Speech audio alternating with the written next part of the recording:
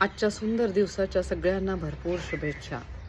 शरीरामधले 5वे महत्त्वाचे चक्र विशुद्ध चक्र, ज्याचे स्थान आहे मानेच्या मध्यस्थानी.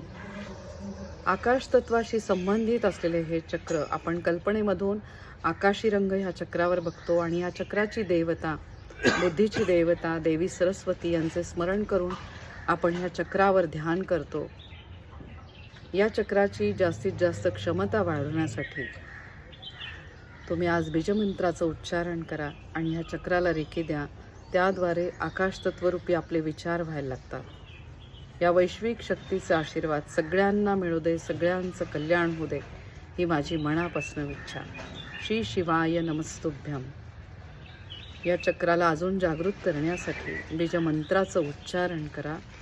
हम हम